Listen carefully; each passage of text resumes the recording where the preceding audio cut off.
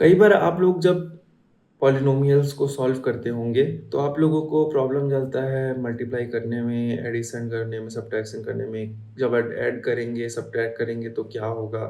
Plus minus करने से क्या होगा बेसिकली? या फिर जब मल्टीप्लाई या डिवाइड करेंगे तो क्या होगा, कैसे होगा? कई बार पावर को ऐड कर देते हैं, कई बार सामने के जो नंबर्स हैं उनको ऐड कर देते हैं। तो यही सारी जो चीज़ें हैं, इनको हम समझने के लिए इस वीडियो पे हैं। तो without wasting much time, let's get started and focus to the screen. तो देखो, ये जो वीडियो है इसको स्टार्ट करने से पहले हम लोग कुछ बेसिक्स जो है उसको समझने की कोशिश करेंगे। सबसे पहले एक होता है एक्सपोनेंट, ठीक है? एक्सपोनेंट एक्सपोनेंट का मतलब क्या होता है? किसी भी चीज़ के ऊपर में जो पावर होता है उसको, यानी कि यहाँ पे ए, एक्स टू पावर ए, इसका मतलब क्या है कि एक्स अपने आप से कितनी बार मल्टीप्लाइड है। जैसे अगर लिखा हुआ है एक्स टू पावर थ्री, एक की जगह पे थ्री है, तो इसका मतलब है कि एक्स अपने ही आप से थ्री टाइम्स मल्टीप्लाइड है, ठीक है? जैसे कि टू टू पावर थ्री, यानी कि two into two into two. तो ये मतलब होता है किसका? एक्सपोनेंट का मतलब होता है, ठीक है? ये मतलब होता है एक्सपोनेंट का, ठीक। उसी के बाद जो नेक्स्ट चीज़ है हमें जो समझना है वो होता है कोएफिशिएंट। कोफिशिएंट भी बोलते हैं इसको, कोफिशिएंट। कोफिशिएंट का मतलब क्या होता है कि कोई भी वेरिएबल कितना है। जैसे कि मैं समझा रहा हूँ, जैसे कि लिखा हुआ है 2x, ठीक है? तो इसका मतलब है ये है x प्लस एक्स, ठीक है? ध्यान से समझिएगा, एक्स स्क्वायर का मतलब है एक्स अपने आप से दो बार मल्टीप्लाइड हो रहा है। 2x का मतलब है x प्लस एक्स, ठीक है? जैसे कि इसको दूसरे एग्जांपल लेते हैं, जैसे कि है 3x का मतलब क्या हुआ? X plus x. और एक्स क्यूब का मतलब क्या हुआ? एक्स इंटू एक्स, ठीक है? तो ये डिफरेंस होता है। ये जो है यहाँ पे थ्री, ये कहलाएगा कोफिशिएंट, लेकिन यहाँ पे जो थ्री है ये कहलाएगा एक्सपोनेंट, ठीक है? ये है कोफिशिएंट, ये है एक्सपोनेंट, ठीक है? ये जो एक्स था यहाँ पे, ये कहलाता है बेस, ठीक है? ये क्या कहलाता है? ये कहलाता है बेस, ठीक है? तो आपको एक्सपोनेंट समझ में आ गया, आपको कोफिशिएंट समझ में आ गया, ठीक है? अब जब भी हम क्या करते हैं, ऐड करते हैं किसी नंबर को, ठीक है? जैसे कि एक पॉलिनोमियल लेके चलते हैं, जैसे कि एक पॉलिनोमियल है 2x प्लस टू, दूसरा पॉलिनोमियल है 3x to minus three x, इस तरह से। तो जब हम ऐड करते हैं, ठीक है, आपस में प्लस करते हैं, तो हम क्या करते हैं, चेक करते हैं प्लस या फिर माइनस कुछ भी करेंगे, इसके लिए एक कंडीशन होगा, वो चेक करना है। कंडीशन क्या होगा कि जो भी वेरिएबल, यानी कि जो बेस है ना, जो यहाँ पे बेस मैंने बताया, यानी वेरिएबल, कोई भी वेरिएबल है, एक्स है, वाई है, जो भी है, उसका पावर सेम होना चाहिए। उसका पावर क्या होना चाहिए? सेम होना चाहिए। और वेरी जो बेस में वेरिएबल है वो भी सेम होना चाहिए। मतलब एक्स वाला एक्स वाले से जुड़ेगा, वाई वाला वाई वाले से जुड़ेगा, वाई स्क्वायर से जुड़ेगा, एक्स वाई का कोई है तो वो एक्स वाई से जुड़ेगा, इस तरह से। तो ये चीज़ जो है प्लस माइनस में सेम टू सेम होनी चाहिए, तभी ये जुड़ेगा। मतलब इनके आगे जो नंबर लिखा है वो अलग हो तो चल जाएगा, लेकिन इनके पावर में जो नंबर है या फिर जो मल्टीप्लाई है इनके साथ दूसरा वेरिएबल, ये बिल्कुल सेम होना चाहिए, नहीं तो नहीं होगा। अब जैसे पहले तो हम चेक करेंगे, जैसे एक पॉलिनोमियल ये है, दूसरा ये है। इसमें आप देखोगे तो x के पावर में 1 है, इसमें भी x के पावर में 1 है, ठीक है? सामने यहाँ 2 है, 3 है, उससे कोई दिक्कत नहीं है। दोनों के पावर में 1 है, दोनों ऐड हो जाएँगे, ठीक है? तो अब इसको करने के लिए क्या करेंगे, सबसे पहले जो नंबर है दूसरा वाला इसको कर लेंगे, ये ईज़ी हमें पता है। तो ये 2 पहले सबसे पहले तो लिखेंगे, है ना? तो ये हो जाएगा 2x plus 2 plus 2 minus 3x, इस तरह से लिखेंगे, ठीक है? उसके बाद देखेंगे अगर आप, तो ये 2 और ये 2 ऐड कर सकते हैं हम, तो इसको ऐड कर देंगे, तो ये हो जाएगा 4। तो इसको हम पहले लिख लेते हैं 4। अब क्या बचा? प्लस 2x और इसके बाद माइनस 3x। तो 4 को ऐसे लिखेंगे। अब यहाँ पे क्या है, दोनों में x है, तो जब दोनों में x है और पावर भी दोनों का सेम है, तो इसके सामने जो नंबर है इसके साथ ही हमें बस प्लस या माइनस करना है। तो यहाँ पे ये है +2 और ये है -3। तो +2 और -3 कितना होता है? -1। तो यहाँ पे आएगा -1 इंटू एक्स, और 1 इंटू एक्स क्या होता है? एक्स। तो ये हो जाएगा 4 माइनस एक्स, तो ये इस तरह से होगा। ठीक है, तो ये क्या मैंने बताया, ये मैंने बताया प्लस या माइनस करने आया के लिए बताया आपको।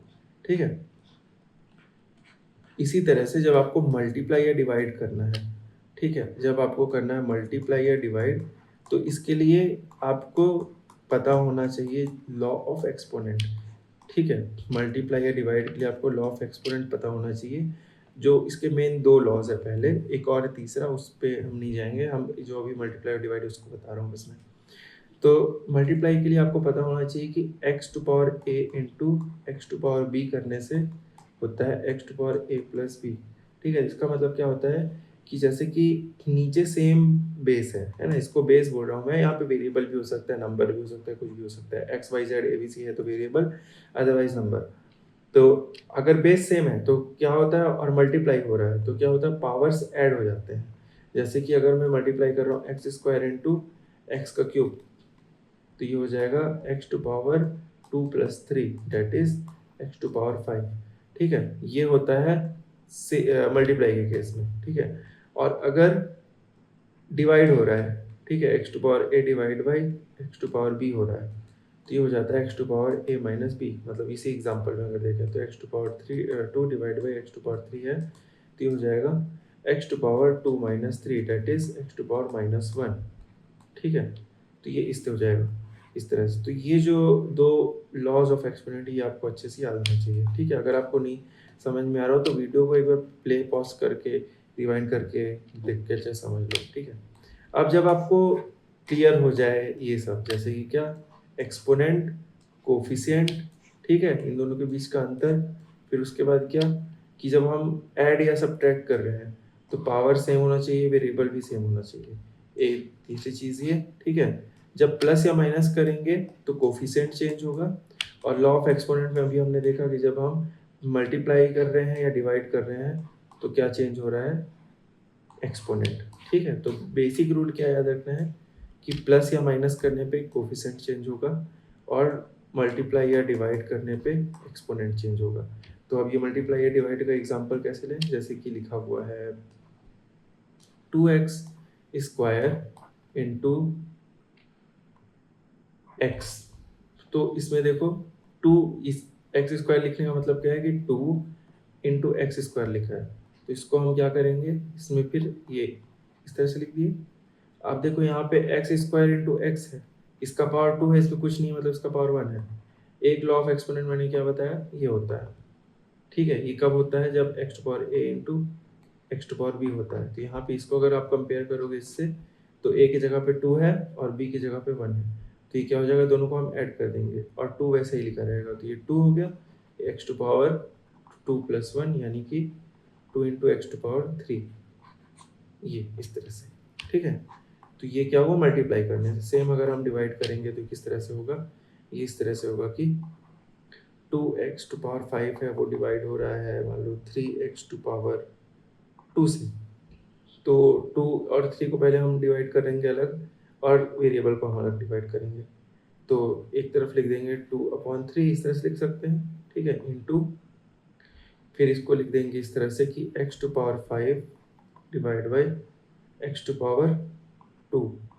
तो ये हो जाएगा 2/3 इंटू, अभी 5 - 2 कर देंगे, x टू पावर 5 - 2 यानी कि 2/3 इंटू एक्स का क्यूब। तो ये इस तरह से हो जाएगा। इसको आप चाहें तो अल्टरनेटिवली सबसे अच्छा तरीका क्या है कि आप इसको ऐसे लिख लो, डिवाइड बाई 3x स्क्वायर। तो देखो अभी ये नंबर जैसे हो गए, जैसे कि 4/2 होता है, तो ये इस तरह से कट जाता है। तो इसमें जो नंबर होंगे वो इस तरह से कट जाएंगे। फॉर एग्जांपल अगर यहाँ पे 12 होता तो ये इस तरह से कट जाता, कैंसिल हो जाता, 4 बचता। फिर क्या करना है, ऊपर वाले में ये जो पावर है इससे नीचे वाले के पावर को माइनस कर देना सिंपली। तो ये कितना हो जाएगा, एक्स का क्यूब, इस तरह से हो जाएगा।